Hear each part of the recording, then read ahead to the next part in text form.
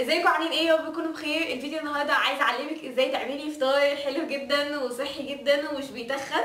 والناس اول ما تشوفني انا عليا فيديو بلوجر، بعمل فيديوهات على الفيسبوك وعلى اليوتيوب، فعايز تنضمي لينا بليز اعملي لايك لصفحه الفيسبوك وسبسكرايب لقناتي على اليوتيوب ولايك للفيديو ده كمان. يلا بينا نبتدي.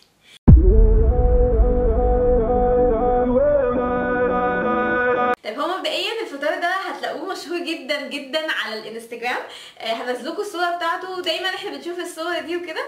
انا اقول لكم الموضوع ابتدى معايا ازاي. انا بحكم شغلي عندي موديلز كتير روسيات واوكرانيات وكده، فدايما بلاقيهم بينزلوا عندي في النيوز فيد صور الفطار بتاعهم وكده، فبلاقيهم دايما بينزلوا ده. وطبعا انتوا عارفين ان المودلز اهم حاجه عندهم طبعا جسمهم يبقى حلو وفي نفس الوقت ياكلوا حاجه هيلثي وكده. فانا المهم قعدت ادور واسيرش وادور على اليوتيوب لغايه لما عرفت ان دي اسمها جرانولا عادي، وطريقه تحضيرها سهله جدا، مفيش طبيخ ولا الكلام ده. يعني اول حاجه يعني ميزته ان هو سهل جدا انه يتعمل. تاني حاجه بيديكي انرجي حلوه جدا على الصبح قبل ما تنزلي بتاكلي فواكه وحاجات كده. تالت حاجه ان هو مش بيتخن ودي اهم حاجه.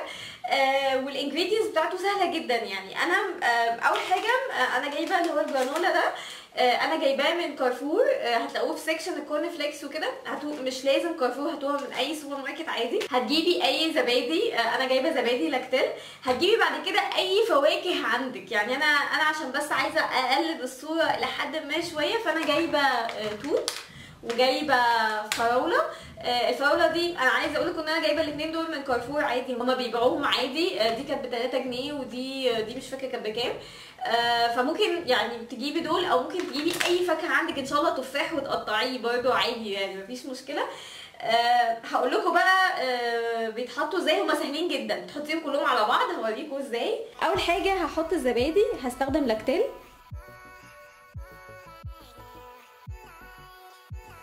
تاني طبقة هتبتدي تستخدمي بقى الجرانولا، هتحطيها.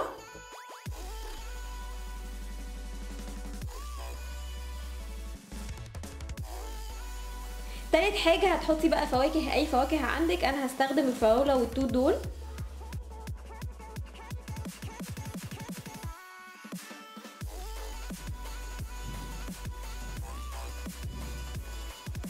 بعد كده هتحطي جرانولا تاني، بعد كده الزبادي،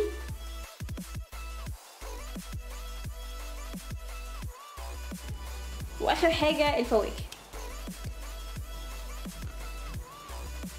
وكمان لو مش عامله دايت ممكن تحطي عسل من فوق كمان.